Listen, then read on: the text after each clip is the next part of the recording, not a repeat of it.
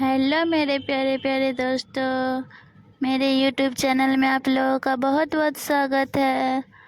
आप लोग कहानी सुनिए। राजकुमारी का जादुई गुलाब। बहुत समय पहले की बात है। हिमालय की तलहटी में एक छोटा सा राज्य था जिसे लोग सूर्यनगर कहते थे। इस राज्य की सुंदरता की तरह ही उसकी राजकुमारी अनन्या भी अत्यंत सुंदर और दयालु थी। परंतु राजकुमारी अनन्या का दिल हमेशा उदास रहता था। उसके माता पिता ने उसके लिए सारा सुख संपत्ति इकट्ठा किया था, पर राजकुमारी को किसी अनमोल चीज की तलाश थी। एक दिन राजमहल में एक रहस्यमय साधु आया। साधु ने राजा से कहा, महाराज, आपकी बेटी के जीवन की उदासी केवल जादुई गुलाब से ही दूर हो सकती है। वह गुलाब आपकी राजकुमारी के लिए भाग्य लेकर आएगा। राजा और रानी ने साधु से पूछा, ये जादुई गुलाब कहाँ मिलेगा? साधु ने उत्तर दिया, ये गुलाब हिमालय की पहाड़ियों में एक गुप्त बगीचे में है। परंतु इसे पाने के लिए सच्चे साहस, प्रेम और करुणा की आवश्यकता होगी। यात्रा की शुरुआत। राजकुमारी अनन्या ने अपने माता पिता से आग्रह किया कि उसे इस गुलाब की तलाश में जाने दिया जाए। राजा अनिच्छा से मान गए और उसके साथ विश्वासपात्र योद्धा अरुण को भेजा। दोनों ने अपने सफर की शुरुआत की। रास्ता लंबा और खतरनाक था, लेकिन अनन्या के मन में जादुई गुलाब को पाने की दृढ़ इच्छा थी। पहाड़ों के घने जंगलों और तेज बहती नदियों को पार करते हुए वे एक बूढ़ी महिला से मिले। वह महिला कमजोर और भूखी थी। अनन्या ने अपने पास के सारे भोजन उसे दे दिया।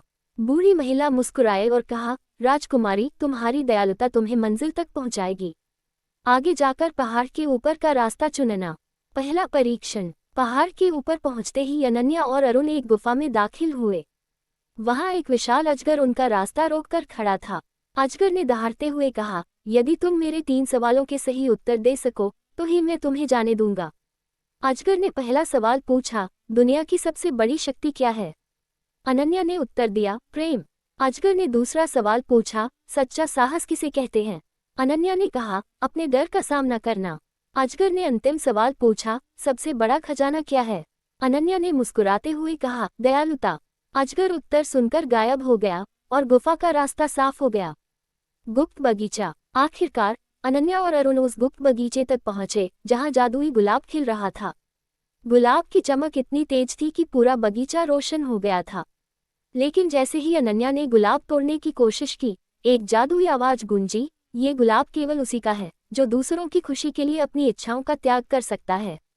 अनन्या ने गुलाब की ओर देखा और सोचा, यदि यह गुलाब मेरी खुशी का कारण बन सकता है तो इसे दूसरों की खुशी के लिए भी इस्तेमाल करना चाहिए। उसने गुलाब को नहीं तोड़ा और कहा, ये गुलाब यहाँ ही सुंदर है, इसे अपनी जगह रहने देना चाहिए। फिर राजकुमारी को इनाम मिलता है। जादुई बगीचे में अचानक प्रकाश फैल गया और वह साधु वहां प्रकट हुआ। साधु ने कहा, राजकुमारी, तुम्हारी निस्वार्थता ने तुम्हें जादुई गुलाब का असली अधिकारी बना दिया है। इसे तोड़ने की आवश्यकता नहीं है। ये गुलाब अब हमेशा तुम्हारे दिल में रहेगा और तुम्हें सच्ची खुशी देगा। राजकुमारी और अरुण वापस सूर्यनगर लौट आए। अनन्या का दिल अब उदासी से मुक्त था। जादुई गुलाब की शक्ति ने पूरे राज्य में शांति और समृद्धि फैला दी। अंत। राजकुमारी अनन्या ने ये सिखाया कि सच्ची खुशी दूसरों की भलाई में है, इसलिए दूसरों को हमेशा भला करते रहना चाहिए। हेलो मेरे प्यारे प्यारे दोस्तों, अगर आप लोगों को कहानी पसंद आती हो तो प्लीज़ वीडियो को लाइक और शेयर कीजिएगा। चैनल को सब्सक्राइब कीजिएगा। वीडियो देखने के लिए बहुत बहुत धन्यवाद आप लोगों का। ऐसे ही सपोर्ट करते रहिए। Thank you.